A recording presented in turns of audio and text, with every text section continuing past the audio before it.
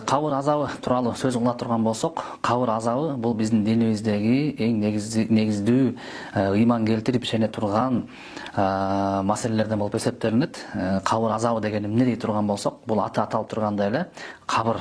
Кабыр деген ушул адам баласы бул жашоодон кеткенден кийин, бул жашоодон өмүрү токтогондон кийин ошол бир туугандары аларды көрүстөнгө барып көмгөндөн кийинки андан кийинки жашоосу да. Андан кийинки жашоосу же рахат болот, же азап болот. Ошол экөөнү камтып кабыр азабы деп аталып калган. Кабыр азабы демекчи, бул азабы деп аталып калган демекчи, бул өтө коркунучтуу, өтө олуттуу. Сен бул жашоодо кандай гана өмүр өткөзгөн болсоң, ошонун баардыгы ошол жакта суралып, такталып, ага жооп катары бериле турган жайды айтып коет. Кабыр азабы тууралуу Аллах Таала дагы Куранда өзү айта кеткен жерлери бар. Мисалы үчүн Аллах Таала фараон Муса пайгамбарды канчалык коомун азаптаган фараондун өлгөндөн кийин Алла Таала ушинтип айткан жери бар да. Фараон жана анын үй бүлөсү эртели кеч азапталып турат дейт да. Эртели кеч азапталып турат дагы, ал азап бүткөндөн кийин анан тозокко киргиле деген аларга жарыя салынат дейт. Алымдар айтат, ошол эртели кеч азапталып турат деген ошол фараон кабырда эртели кеч от менен күйгүзүлүп азапталып турат дагы, ошол азап кыямат күнгө чейин уланып, качан кыямат кайым болуп бардык адамдардын бардыгы жебейишке же тозокко бөлүнгөн учурда андан дагы чоңураак азап болгон тозокко анын үй бүлөсү киргизилет дейт. Демек ушундай бир Алла Таала айтып койгон жерлер бар кабыр тууралуу. Анан пайгамбарыбыз Мухаммад саллаллаху алейхи вассалам хадистери бар. Пайгамбардын хадистеринин мазмунунда, маанилеринде качан адам баласы өлгөндөн кийин, аларды жерге бергенден кийин, аларга эки периште келет дагы. Бирөөсү мункар, экинчиси накир деп коет. Мунун маанилери мункар дегенде өтө коркунучтуу деп которулат мааниси. Накир деген ушу белгисиз. Адам баласы аны бул жашоодо көргөн эмес. Эгерде ушундай күнөөкөр адам болгон болсо, ушундай алардын пайгамбар сүрөттөп берген жери бар.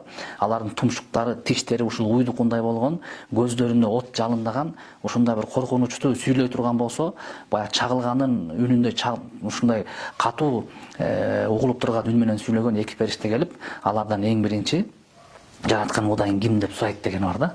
Андан кийин сенин пайгамбарың ким, диниң эмне деп сурайт деген пайгамбардын хадиси бар. Албетте ал учурда көп адамдар ойлоп калышы мүмкүн, эми азыр билип турам ошону айтып берип коем деп. Жок, ал учурда Алла Таала Куранда Ясин сүрөсүндө айтып койгон жери бар. Мен адамдарды өлгөндөн кийин тилдерин бууп, тилдерине, колдоруна, буттарына ошондой мөөр басып коем дейт да. Алардын ордуна алардын жүрөгү сүйлөйт дейт. Демек кабырга барганда ошолордун сурагы болгон учурда сенин жүрөгүңдө бул жашоодо эмнени багындырып, эмнени сиңирген болсоң, ошол эки периштенин алдында ошол суракка жооп берилет дейт. Пайгамбар ушундай айткан хадистер бар, андан башка пайгамбардын бир топ хадистери бар. Ушул 3 суроо деп келген хадистер бар. Алымдар мындан да көп болот дейт да. Сен бул жашоодо Кудайдын алдында 5 мал намазың тургуздуңбу, намаз окудуңбу, орозо кармадыңбы, зекет бердиңби, ажылыкка бардыңбы деп Алла менен болгон сенин мамилең тууралуу сурак болот дейт. Анан пенде менен болгон мамиле сурак болот дейт да. Сен эмнеге баланчанын түкүнчөсүн уурдап алдың, баланчанын акысын жедиң, түкүнчөнү ушактадың деген болот дейт. Эми ошонун баардыгы сурак сөзсүз болот ал жерде. Бирок пайгамбарыбыз негизгилерин айтып кетти да. Ошонун арасынан эң негизгиси, сен Кудайың ким? Сага жөнөтүлгөн акыркы элчи ким? Диниң эмне деп негизгилерге ушуга адам баласы даярданса, ал адам сөзсүз намазын да окуйт, орозосун да кармайт, зекетин да берет деп. Демек пайгамбар ошону айтыш менен сен ушунун тегерегинде даярданып бул жашоодо ошол кабырга даярдык көр дегени. Болбосо кабырга барган ушул үчөөнө жооп берсем, калганына жооп бербей калам деген суроо жок. Алардын баардыгына тең сурак жооп болот дейт да. Кээ бир биздин бир туугандарыбыз кабыр азап дегенде ошол мүрзөлүк астында тешиктеги сурак болот деп түшүнөт да. Бул андай эмес. Анткени биздин Кудай Таала жаратып койгон алам 3кө бөлүнөт. Бул жашоодогу дүйнө аламы бар, биз жашап аткан. Анан акырет аламы бар, бейиш тозок аламы бар. Ушул бейиш тозок аламы менен ушул дүйнө аламынын ортосунда дагы бир алам бар да. Ал аламдын атын барзах аламы деп коет. Барзах. Ушул барзах аламы бул атайын ошол бул жашоодон өтүп экинчи ушул аламга түшөт. Дароо тияка барбайт да. Ушул аламга түшөт. Эми адамдын жаны чыккандан кийин ал кабырга мүрзөгө коюлгандан кийин ошол анын жаны ошол барзах аламына барат дагы, ошол барзах аламынан анан мункар менен накир келип сурайт. Эми биздин ислам динибизде барзактан сурайт деп айткандын ордуна тоголоктоп кабырда сурайт деп койгон да. Эмнеге дегенде анын денеси кабырда жаткан себептен денеси менен жанынын ортосунда бир байланыш бар дейт да. Бул кандай десе, алымдар мындай акыл менен түшүндүрөт да. Мисал үчүн дейт. Ошондо денеси кабырда жатса, жаны барзак ааламында болсо, барзак ааламында периштелер сураса, анан пайгамбардын хадистеринде жооп бере албай кала турган болсо, же азапка чегилип калган болсо, ушундай бир бизче кубалда деп коет да. Жанагындай балта менен уруулап жерге чейин ушундай кыйнашкан учурлар болот дейт да. Ошол кыйынчылык, ошол барзак ааламында болсо, денеси биякта болсо, денеси дагы азапталабы? Же жаны эле азапталабы?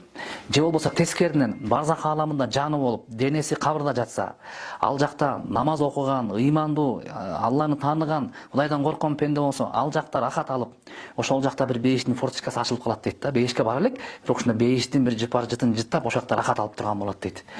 Ошондо жаны гана рахат алган болобу, же денеси десе, алымдар экөө тең бирдей дейт да. Кандай десе, мындай деп түшүндүрүшөт. Мисалы үчүн, сиз уктап атсаңыз, денеңиз менен уктап жатасыз, түш көрүп аткан болсоңуз, түшүңүздө мисалы үчүн бирөө менен мушташып атасыз, бирөө менен урушуп атасыз, же бирөөдөн качып жүрсөңүз, сизди сырттан карап турган адам уктап атканда мындай кабагыңызды түйүп кыйналып атканын көрөт да. Бул уйку өлүмдүн кичинеси деп коет, же болбосо жан ошондо рухтан чыгып деп айтылат. Демек сенин ошол учурда жаның, рухуң түш көрүп кыйналып атса, денең дагы тырышып аткан болот дейт да. Эгерде сен жаның ошо түшүңдө жакшы бир гүлдөрдү жытап жыргап аткан болсоң, сенин жүзүңдө мындай жылмай болот дейт уктап атканда. Экөө байланыш болуп атабы дейт, байланыш болуп атат дейт. Ошол сыяктуу адамдын жаны барзак ааламында кыйналып аткан болсо, денесине таасир берет дейт. Көп эле учурлар болгон экен, ошол мүрзө казган адамдардан сураса, канча бир жылдан кийинки кайра мүрзөнү казып аткан учурларда ошондой баягы күйүп кеткен сөйөктөрдү, же болбосо кыйналып жаткандагы жүздөрү карайып кеткен адамдарды көргөнбүз дейт да. Тескерисинче кээ бирөө ошондо уктап жаткан абалда жатканын көргөнбүз дейт. Демек денеси ошол барзак ааламындагы руху жаны менен болгон байланыштагы алаканы айтсак болот да. Мисалы үчүн бир канча адамдарды алдап кеткен, же уруп кеткен, же баланча кылып кеткен болсо, алар тирүү болуп, тигил адам өлүп кеткен болсо, кабырда кандай болот деген суроо болот да. Десе, жок, кабырда Аллах Таала эң негизги ошол кылган иши тууралуу суралат да. Адамдын өзүнө тиешеси жок. Эмнеге андай кылдың, эмнеге акысын берген жоксуң деген ошол боюнча суралат. Ал жакта адам баласы ошо жүрөгү менен жооп берет да. Ал эми кабырдагы сурактар баары бүтүп, качан бүтөт кабырдагы сурактар? Качан бул биздин жашоо дүйнө ааламыбыздын баардыгы өлүп, баардыгы жашоо токтоп, качан күн жакын келип, качан күн чыгыштан чыгып, качан даджал келип, кыямат кайымдын белгилеринин баары бүткөндөн кийин, анан Аллах Таала кайра тирилтет да адамдардын баарын. Ошондо баардыгы тирилип, ошол махшар майдан деген ошол бир аянтчада чогулуп, анан ошол жерде Аллах Таала баардыгын бири-биринин акысын алып берет дейт. Анда баардыгы бири-бирин көрүп акысын алат дейт да. Ошол жерде мисалы үчүн баардыгы жакшы эле, намазың жайында, ибадаттың жайында баары жакшы, бирок адамдарды алдап жүргөн болсоң, ошол адамдын акысын бермейинче, ошол адамды ыраазы кылбайынча сен үчүн бейиш жок деп айтылат да. Ошон үчүн эң өтө олуттуу нерсе бул адамдар менен болгон мамиледе дагы сен Кудайдан корккон бол дейт да. Бул боюнча алымдар бир топ мисалдар келтиришкен да. Эң негизги, эң чоң мисалдардын бири бул ширк дейт да. Кудайга шерик келтирүү. Кудайга шерик келтирип, Кудайдан башка бир жалган кудайларга сыйынып, көзү ачыктык кылып, же болбосо ушуга окшогон нерселерди кылган болсо, буларга эң кабырдын азабы бар экендигине кепилдик бар дейт да. Анткени Куранда Алла Таала мындай адамдарды азаптайм деп убадасын берген дейт. Бул биринчиси. Экинчиси болсо, бул эки жүздүүлүк дейт. Эки жүздүүлүктөр экиге бөлүнөт. Биринчиси ошол Кудайга ишенбестен, көкүрөгү менен ишенбейт, бирок адамдардын алдында Кудайга ишенем деп кое берет да. Же болбосо Кудайга да ишенет, бирок адамдар менен болгон мамиледе эки жүздүүлүк кылып кое берет мисалы үчүн. Ушундай адамдарды дагы кабырда азап болот экендигине пайгамбар көптөгөн хадистерде айтып кеткен. Үчүнчүсү бул жалган сүйлөгөндүк. Жалганды көп сүйлөгөн болсо, пайгамбарыбыз айтып берет, мен түшүмдө уктап атсам, мени периштелер келип асманга көтөрүп кетишти дагы, анан мени ошол тозокто кыйналып аткан, кабырда кыйналып аткан адамдарды көргөзсө дейт да. Ошол кабырда кыйналып аткан адамдарга ушундай бир коркунучтуу периштелер келишип, баягындай балык кармаган жана крючок сыяктуу темирди адам баласынын оозуна киргизип, кайра көзүнүн тешигинен чыгарып, башын экиге бөлүп атканын көрдүм дейт да. Ошол нерсе кайра башы биригип калат экен, кайра тилет экен, кайра биригип калат экен. Ошентип баягы инфинити деп коет, баягы акыры жок, баягы туңгуюктай болгон бир убакытка чейин кете берет экен дейт да. Мен бул ким дегенде мага периштелер бул жалган сүйлөгөн адам деп жооп беришти дейт да. Ошол эле учурда башка бир хадистерде жанагы сүткорлук кылган адамдардын айтып берет. Сүткорлук, процент алгандар, кредит алгандар, кредит бергендер дейт да.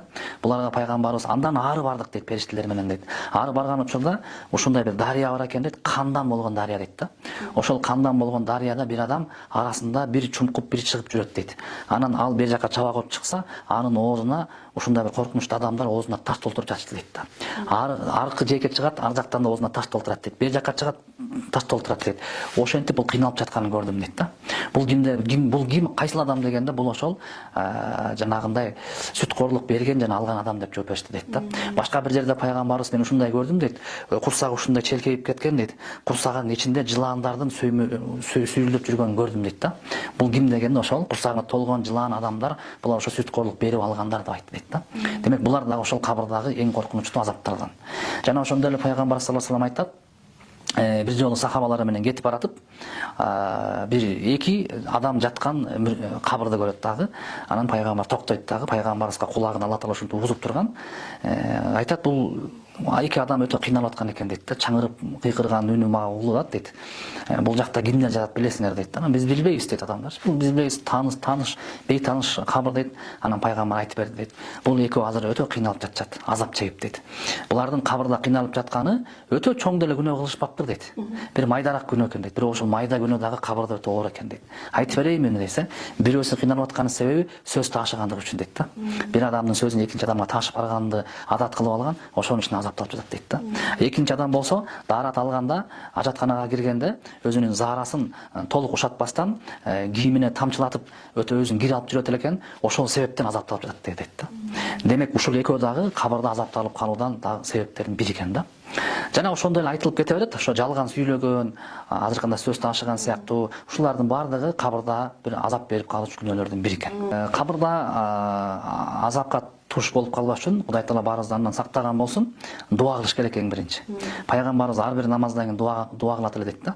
О жараткан Аллах Таала мени кабыр азабынан сакта, жана кыямат күнү келе турган дажжалдын фитнасынан, азгыруусунан сакта деп дуа кылат эле дейт да. Ошол дуадан сөзсүз түрдө кылыш керек болот. Дуа кылгандан кийин дуа эле кылып жата бербестен экинчиси ошону амал түрүндө көргөзүш керек. Жанагы күнөөлөрдөн сак болуп, ар бир кылынган күнөөдөн тооба кылып Кудайдан кечирим сураш керек болот дейт. Анан үчүнчүсү, алымдар айтат, эгерде кимде ким Куран окуганды билген болсо, ал эми ар бир мусулман Куран окуганды жакшы билиш керек. Мүлк сүрөсүнүн кечинде окуп жаткан болсо дейт. Бизде Кураныбызда 114 сүрөнүн астында мүлк деген сүрө бар. 1,5 барактан турат. Ошону окуп жаткан болсо, ага эч качан кабыр азабы болбойт дейт да. Демек ошондой амалдарды, ошондой ибадаттарды кылып, кабырдан сактанууну сурап, аракет кылыш керек болот. Кабыр азабы тууралуу ислам аалымдары кабырга ыйман келтирүү милдет деп айтылат. Кабырга ишенүү. Кабырга ишенүү милдет деп айтылат. Бул биздин ишенимибиздеги, акыйдабыздагы негизги пункттардын бири болуп эсептелинет. Ошол себептен ислам аалымдары айтышат экен. Бир улуу аалымдардын бирөөсү сакалы ушундай нымдашып ыйлап жатканын көрүшкөн экен да. Анан сиз ушундай Кудайдан корккон, адамдар менен жакшы мамиледе болгон адамсыз, эмнеге ыйлап атасыз дегенде, мен ошол кабырдагы азапты эстеп ыйлап атам деген дейт да. Эмнеге кабырда азапты эстеп ыйлап атасыз десе, айткан экен да, мен кабырдан кийинки жанагы махшар майдандагы адамдардын баары тирилгендик учурдагыдан мындай коркуу мага көбүрөөк эмес, көбүрөөк кабыр болуп атат. Анткени кабырда баарыбыз жалгыз болобуз деп ыйлаган дейт да. Ошол жалгыздыктан, ошол учурдагы жалгыз калып калуудан, ошол мункар менен накир периштеге жалгыз жолуккандан коркуп атам. Берки кыяматтагы абалга караганда деп ыйлаган учурлар болгон экен да. Ошончол такыба болсо дагы дейт. Анткени кабырда ошол ушундай деп айтылынат пайгамбардын хадисинде. Пайгамбардын эң жакшы көргөн сахабасы дагы качан пайгамбар үчүн жан берип, дин үчүн жан берип өлгөндө, пайгамбарды өз колу менен кабырга коюп, анан көмгөндөн кийин пайгамбарыбыз бир ыйлап жиберген экен да. Анан эмнеге ыйладыңыз, Аллахтын элчиси дегенде, ушунчалык такыба Кудайдан корккон, мен жакшы көргөн сахаба болсо дагы, муну азыр жер ушундай кучактап эки кабыргасын бириктире кысты дейт да. билип койгула, баарыңар тең жер алдында кысыласыңар дейт да. Жер ушунчалык кысат дейт, өзүнүн акысын алат экен. Ошондо пайгамбар колу менен манжасын ушинтип кабыргаңар кысылат деп айткан дейт да. Ошол себептен көп аалымдарыбыз кабыр дегенде ушундай жүрөктөрү ушундай үшүн алып, коркуу ушундай басчы дейт да. Жада калса ушинтип айтылынат. Бизде Умар ибн Абдул-Азиз деген падыша болгон ислам ааламында. Бул киши ислам тарыхында мамлекет башчылыкка келгенде бюджет ушунчалык ылдый түшүп кетип, адамдар кедей болгон экен. Анан 2,5 жылдын ичинде мамлекетти ушунчалык байытып, зекет садака бергенге киши табылбай калган дейт да. Анан бул кишиден сурашыптыр да, сиз ушундай деңгээлде кантип Кудайдан коркуп, ушундай адилеттүү башкарып атасыз дегенде айткан экен. Эгерде менин коромо кирсеңиздер, бир кабыр көр казылып турат дейт да. Эгер мен ушул 2,5 жылдын ичинде бир күн болсо дагы ошол кабырыма кирип жатпаганымда, мен силерге адилеттүү болбой калмакмын деген дейт да. Демек ал киши ошол өлүмдү эстеп, кабырды эстеп, Кудайдан коркуп, эртең барганда мен бул эл жерим үчүн, үй бүлөм үчүн жооп берип калбайын деп, ошого жатып өзүн элестетчи дейт да. Ушундай аалымдардын көбү ошентип өлүмдү эстеп турганда гана жүрөк өзүнө келет деген сыяктуу аалымдардын көпчүлүгү жалгыз караңгыда же болбосо эл жок учурунда мүрзөгө барып кабырды көп эстеп Куран окуп турушчу дейт да. Ошондо гана адам баласы өзүнө Кудайды эстөө келет. Нафси качан семирип кеткен учурда ошо өлүмдү эстеп, кабырды эстегенде өзүнө келет деген сыяктуу кылчу дейт да. Ошон үчүн Хасан Басри деген олия киши айтат: мен досторумду жакшы көрөм дейт да. Анан достор айткан экен: сиз бизди айтып атасызбы дегенде, жок дейт да. Силер менин билбейм канчалык чын досмусуңар, мен силерди көргөндө Кудайды көп эстебейм дейт да. Менин чыныгы досторум шаардын чекесиндеги мүрзөдө жаткан адамдар деген дейт да. Анткени мен аларды көргөндө Кудайды эстеп турам дейт да. Аларды көргөндөн эртеңки күн эстеп турам деп айткан дейт. Ошол себептен баягы өлүмдү эстейт деп кыргыздар жаман көрө башат. Жок. Эгерде сен ошону эстеп, өзүңдүн эсиңе келип, акылыңды жүргүзүп, жакшы адам болуп нукка бурулуп атсаң, кабырды эстөө, мүрзөнү эстөө, өлүмдү эстеп туруп, бул жакшы нерселерден. Аалымдар айткан жери бар. Бул жанагы ыйлап аткан адамдын дагы айткан сөзү, улап кетте турган сөзү бар. Анткени дейт, кабыр бул тозоктун же бейиштин алгачкы шатысы, тепкичи дейт да. Эгерде кабырда абалың жакшы болсо, Кудай буйрса бейиште абалың жакшы болот деген сөз дейт. Кабырда эгерде абалың начар болсо, анда Кудай сактасын, барар жериң жаман жер болуп калат дейт. Ошон үчүн эң биринчи адамдын түбөлүктүү акырети чечиле турган жер, мына сен өлдүң, мына сен бир күндөн кийин же бир канча секунд мүнөттөн кийин жерге коюлгандан кийинки абалың ошо чечилет дейт да. Ал узак нерсе эмес дейт. Ылдам эле чечилип калышы мүмкүн дейт. Ошон үчүн баягы адам менен ошол кабыр ортосунда бир жанагы сарымсак пияздын сыртында жабылып турган билинбеген клёнка сактуу дейт да. Ошо өлүм деген турат дейт. Ал бир аз тешилсе эле ар жагы кабыр дейт да. Ошон үчүн ошол эң алгачкы тепкич, эң алгачкы эшик дейт.